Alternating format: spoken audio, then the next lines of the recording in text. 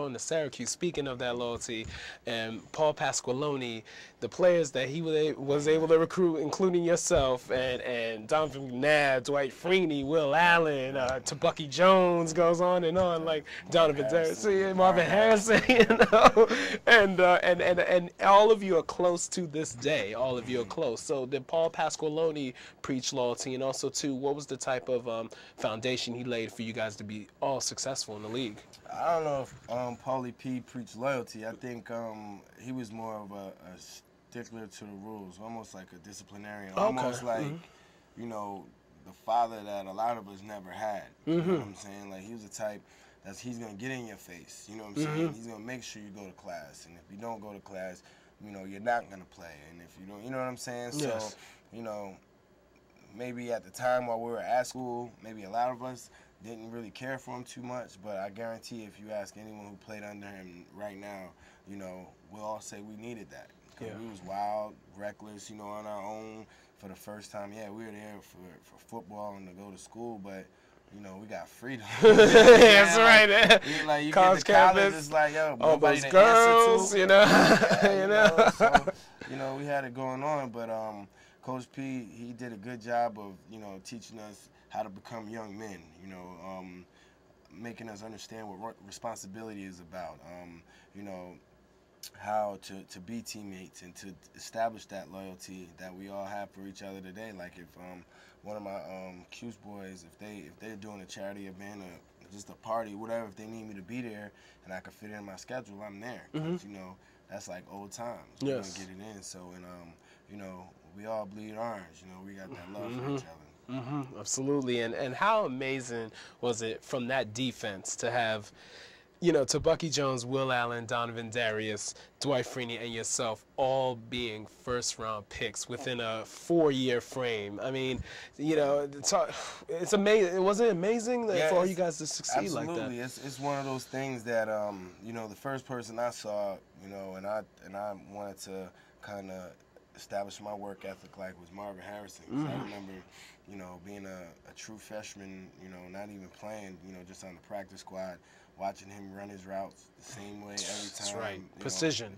know, exactly. You know, he was, you know, his senior year, he could have left early, but he came back for his senior year. And I just saw him, the way he practiced, and then as Donovan was a redshirt freshman, how Marv accelerated the way Donovan practiced, because Donovan was the guy responsible for getting Marvin the ball. And even guys that even may not have had an illustrious NFL career but got a shot, I just saw the approach that they took to practice and the way that they did things. And it kind of like one of those trickle-down effect things. You know, I watched them, Don watched them, I watched Don. You know, Will watched me, Will watched Don, you know, Dwight watched me, we watched everybody. That's right. Know? That's right. You know, we got to actually give, you know, even the guys that aren't, you know, the high-profile NFL players now a lot of credit too, because, you know, I feel that they are important in, you know, where a lot of us are right now. Well, and that Syracuse team, like in the late '90s, just had a tremendous run. And talk about what memory stands out for your 5 years there. You know, but 4 years playing actually on the team. Like what stood out? What stood out to me was, you know, I remember one year we started off 1-3.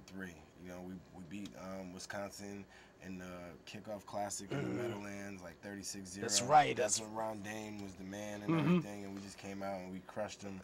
And then we lost 3 in a row, like to NC State, ECU, you know what I mean? But through that, we came together as a team. We had a team meeting, and we came together as a team, and we ran the table and wound up going to the Orange Bowl. So we're winning the Big East. Bowl. We won the Big East, and I believe we went to the Fiesta Bowl or one of those BCS bowls. And those are the type character people we had. You know, that type of resiliency. Even though we started off the season as a top 10 team, you know, then we were out of the polls, and then we finished the season as a top 10 team. So, you know, I think there's a lot of teams, a couple teams that I've been on that, you know, if it wasn't for 1 or 2 games, you could have definitely been playing for a national championship. Wow, was that the year when McNabb did that throw across his body against VT, against Virginia Tech? Yeah, that's right. Yes. And I remember one other game, first game of the season against Tennessee. Yeah. That was a great game. I mean, even though we got robbed. You know, we had SEC refs. We got robbed. They threw a penalty on Will Allen. The ref was all the way on the other side of the field. Yeah, right. That's what I mean. Yeah. It's football, man. It's sports. And they still get, even though the SEC was a little down this year, they're still getting that benefit of a doubt, you know. So, but yeah, can Doug Marrone turn the program around? Because we know right now the program's in tough times. Can he turn it around? Being the OC of former offensive coordinator of New Orleans. I definitely think he can, man. You know, it's one of those things they wanted to go in a new direction. They got rid of Coach P, and he never had a losing season, you know. And then we got a new athletic director who was from USC. Dr. Darryl Gross. Right, and he wanted to bring his own people in. So he brought Robinson in, who was a West Coast guy. He was coordinator at Texas. He was coordinator at the Denver Broncos. And, you know, it's different. You know, Big East football is a different beast. You know, you got to know how to recruit and get kids to want to come to a school where, you know, for 5 out of the 8 months you're in school, you know, it's probably snowing and it's cold and whatnot. And, you know, when I was there, we had a lot of cats from Florida, Texas, you know, California. You know, we had a lot of ballers, and I really don't know. My nephew was actually, he played during that time, and it just didn't go well. You know, the way they recruited, they stopped recruiting out of state. They wanted to recruit all in state, and then you have the UConn starting to develop their program, and Rutgers, and you know what I mean? So we South Florida's, absolutely. You know. So we weren't, those were the guys that we were getting, you know, that we used to get, that those schools were getting, and it's probably because of the recruiting, how they recruited and whatnot. But I think Marrone is going to do a fairly decent job just because he went to Syracuse. You know, he knows what it's like to play in the Big East. He understands, you know, what it takes to recruit in, you know, Eastern New York. So I think that, you know, I'm looking forward to it. I know a lot of old alumni are getting back into the program and getting back into, you know, the feel of things, and I think that, you know, this year should be very exciting for, you know, Cuse alum and Cuse fans, because I know